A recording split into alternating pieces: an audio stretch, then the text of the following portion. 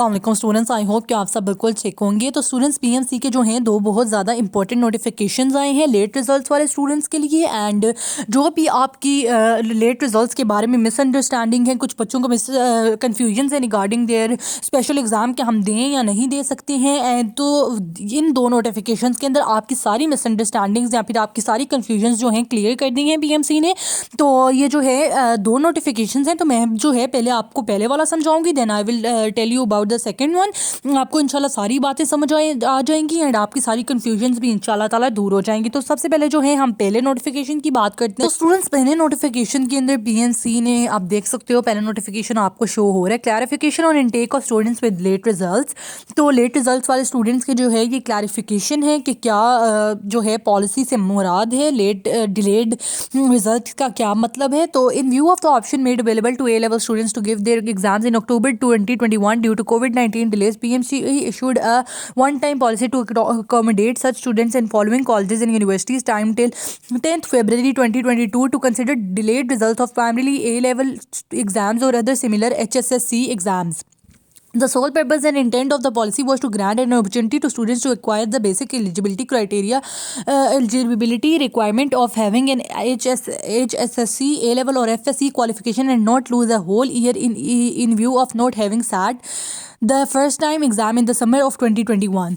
It is clarified that the policy is to accommodate such students who did not have the opportunity to appear and obtain the basic eligibility requirement of an HSSC qualification. This policy only applies to students who have sat for their HSSC examination in October-November 2021 for the first time and not as a reset student to improve their marks or to pass earlier failed exams in the same academic year. A student who held an HSSC qualification at the time when applications for admissions were due is required to apply on the basis of such earlier result. तो students PMC का इस के notification से ये मतलब है कि students अगर आप जो है पीएमसी आपको ये नहीं कह रहा कि आप जो हो अपना इम्प्रूव्ड रिजल्ट लगा सकते हो। ऑल्दो जिन स्टूडेंट्स ने ऑब्वियसली इस साल रिजल्ट इंप्रूव किए उनकी तो अलग बात है, यानी कि जो कर चुके हैं मई जून में जिन्होंने पेपर्स दिए हैं, यानी कि जून जुलाई के अंदर जिन एफएससी वाले स्टूडेंट्स ने पेपर्स दिए हैं and they improve their marks, उनकी वो बात नहीं कर रहे हैं। तो वो उन्होंने तो अपने इम्प्रूव कर लिए एंड दे कैन ऑल्सो वो अप्लाई भी कर सकते हैं इजीली क्योंकि उनका रिजल्ट भी अनाउंस है। लेकिन वो बच्चे जो समझ रहे हैं कि हम जो हैं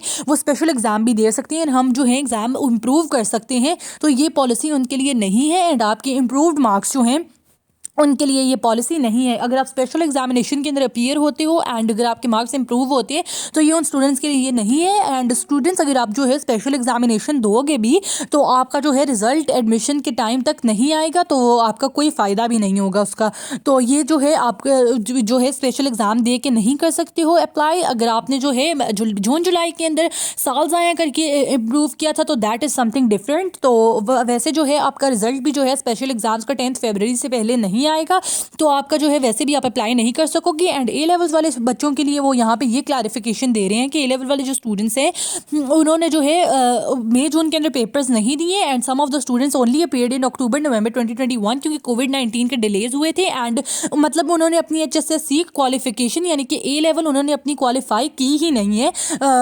ये नहीं कि उनका पहला अक्टूबर नवंबर के अंदर उनका पहला साल है, यानी कि जो इस साल के बच्चे थे उन्होंने मई जून में अपीयर नहीं हुए हैं एंड वो they are appearing only in October November. तो ये उन स्टूडेंट्स के लिए है, ये नहीं कि वो अगर अपना रिजल्ट इंप्रूव कर रहे हैं तो उन स्टूडेंट्स के लिए बिल्कुल भी नहीं है। तो स्टूडेंट्स अब जो हैं हम सेकंड नोटिफिकेशन की बात करते हैं। अगर आपको नहीं भी समझ आया तो आप कमेंट सेक्शन में कोई भी इससे रिलेटेड सवाल कर सकते हो। तो students now coming on to the second notification. तो आई होप कि आपको पहला वाला समझ आ गया होगा। पहला वाले में सिंपल सी मैं आपको बात करके बता देती हूँ कि अगर आप जो हो आप ये चाह रहे हो कि इस साल में स्पेशल एग्जाम्स दे के भी अप्लाई कर सकूँगा एडमिशन्स के अंदर, मेडिकल के एडमिशन्स के अंदर मैं 10 फरवरी से पहले अप्लाई कर सकता हूँ। मेरा रिजल्ट जो है 10 फरवरी से पहले आ जाएगा एंड मेरे मार्क्स भी इंप्रूव हो जाएंगे, तो मुझे बहुत ज़्यादा फ़ायदा हो जाएगा एंड मेरा मेडिकल में एडमिशन भी हो जाएगा। ऑब्वियसली FSC 40% है तो मेरा जो है दाखिला हो जाएगा इजीली। तो स्टूडेंट्स नो आप जो है स्पेशल एग्जामिनेशन के अंदर नहीं अपीयर हो सकते हो अगर जो है आप 2021-2022 के एडमिशन्स के अंदर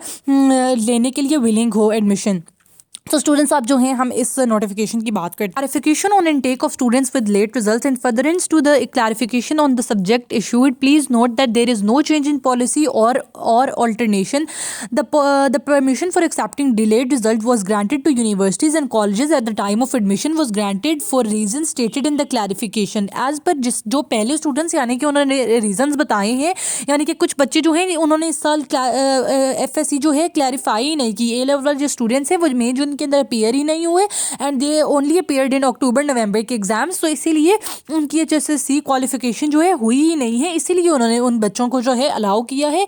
तो the permission for accepting delayed results was granted to universities and colleges at the time of admission was granted for reason stated in the clarification as per delayed policy all colleges and universities must allow the extended time for accepting delayed results of HSSC exams.